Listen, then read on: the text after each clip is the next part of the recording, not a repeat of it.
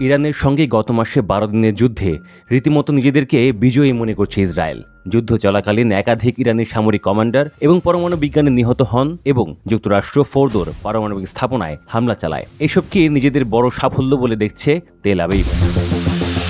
তবে জয়ের দাবি করলেও ইসরায়েলি নেতারা স্পষ্ট করে দিয়েছেন প্রয়োজন হলে তারা আবারও হামলা চালাতে প্রস্তুত। ইসরায়েলের প্রধানমন্ত্রী বেনিয়ামিন নেতানিয়াহু ঘোষণা করেছেন, ইরানের বিরুদ্ধে সামরিক চাপ ও আগ্রাসী নীতি থেকে এক চুলো পিছিয়ে আসতে রাজি নন তিনি। বিশ্লেষকেরা আল জাজিরাকে জানিয়েছেন, ইসরায়েল এরই মধ্যে ইরানকে ধ্বংস করার লক্ষ্যে আরও বড় একটি সংঘাতের উপযুক্ত সুযোগের সন্ধান করছে। তবে এমন আরেকটি যুদ্ধ চালাতে হলে যুক্তরাষ্ট্রের অনুমোদন প্রয়োজন হবে ইসরায়েলের, আর ওয়াশিংটন আদৌ সেই অনুমোদন দেবে কিনা তা অনিশ্চিত। এ সপ্তাহের শুরুতে আল জাজিরাকে দেওয়া এক সাক্ষাৎকারে ইরানের প্রেসিডেন্ট মাসুদ পেজেশকিয়ান বলেন, বর্তমান যুদ্ধবিরতি কতটা কার্যকর হবে এবং কতটা দীর্ঘস্থায়ী হবে তা নিয়ে আমি সন্দিহান। তবে ইসরায়েলের যে কোনো নতুন সামরিক আগ্রাসনের জন্য ইরান সম্পূর্ণ প্রস্তুত। ইরানের সশস্ত্র বাহিনী আবারও ইসরায়েলের ভেতরে গভীরভাবে আঘাত হানতে সক্ষম, এমনটা বলেন পেজেশকিয়ান।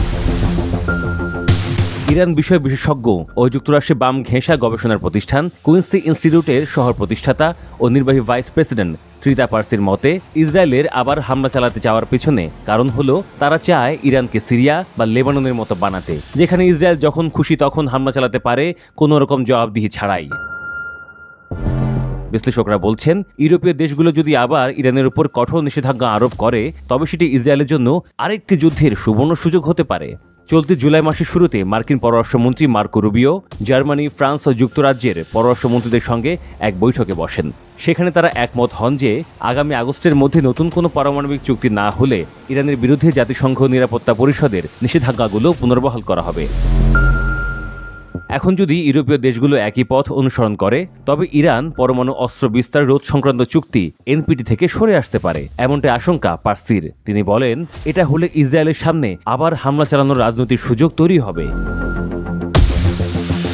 ইসরায়েলের রাইখম্যান বিশ্ববিদ্যালয়ের ইরান বিষয়ক অধ্যাপক মেইর জাভেদান ফারের মত, ইরানে পারমাণবিক কর্মসূচি পুনর্গঠনের কোনো বিশ্বাসযোগ্য প্রমাণ হাজির করতে না পারলে দেশটিতে হামলা চালানো ইসরায়েলের পক্ষে কঠিন হবে।